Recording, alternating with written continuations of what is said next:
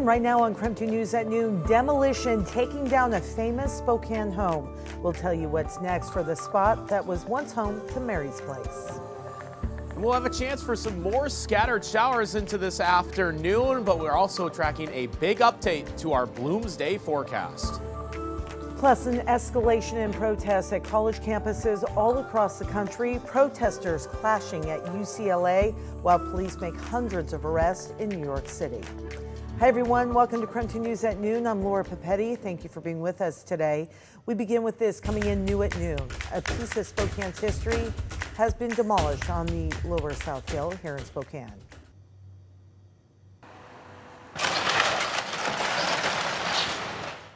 You're looking at video this morning where crews tore down what was called Mary's place. The house was built in 1906 along West 8th Avenue, and for decades it sat across from Sacred Heart Medical Center. Now, the former owner, Mary, famously refused offers to sell her home during construction of the hospital. So as a result, the medical center was actually built around the house.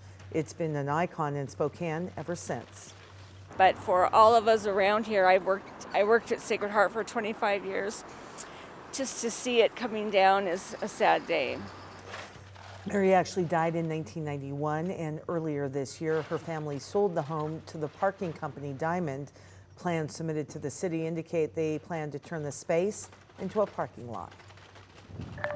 It is 12:01 right now. We're going to head outside and talk a little bit about potential rainfall, a little bit about other weather issues. We have Thomas Patrick standing by.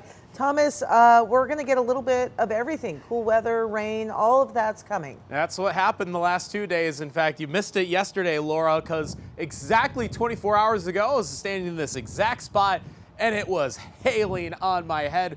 Right now, it is plenty sunny, but we are just delayed by about an hour or two from those showers, hail, and maybe some graupel from reappearing in our area. So mostly clear, but do you spot it?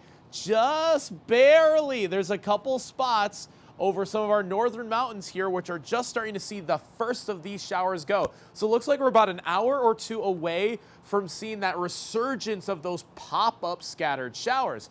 It needs the sunshine, and we had a lot of cloud cover this morning. So that's why I think we're just a bit tardy in terms of the showers by an hour or two. We are now up to 55. That's looking good enough to get these showers going in the instability of the atmosphere here. We should see less activity overall today compared to the last 2 days, but there is still that possibility of those intense showers, maybe a bit of hail with the strongest of those showers, or maybe even thunderstorm cells. Looking pretty nice for tomorrow, but Bloomsday, this is now a very rainy looking forecast for this upcoming Sunday. I'll show you what changed and why we had to update our forecast so significantly heading into this Sunday. So those forecast details are in about 12 minutes. Spokane police have now arrested a man that they believe abducted a woman over the weekend. Police say 51-year-old Joseph Parishian took Amanda Pacotis from an Airway Heights home last Saturday. She was found safe Monday night after a SWAT standoff in East Central.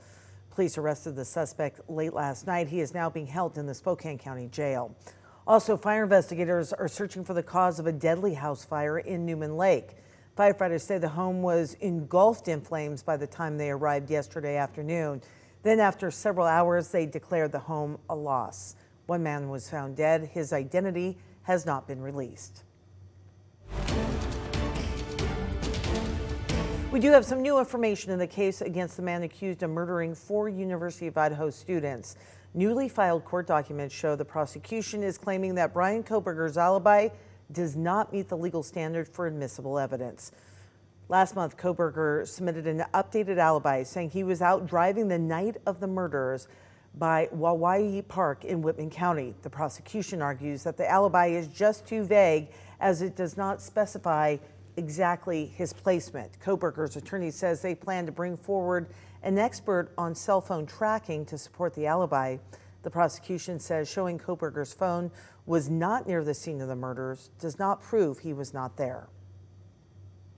In the meantime, Koberger is expected back in court tomorrow, and there will be a hearing to decide if a future court date will stay open to the public. At that future hearing later this month, The judge could decide whether to keep the case in Latah County or move it elsewhere as well. We are certainly tracking that story. In the meantime, campus protests against the war in Gaza escalated overnight all across the country. UCLA has canceled classes for today after protesters clashed with counter-protesters, and then at Columbia University, police cleared out demonstrators who took over a building. Michael George has the very latest on the ongoing protests.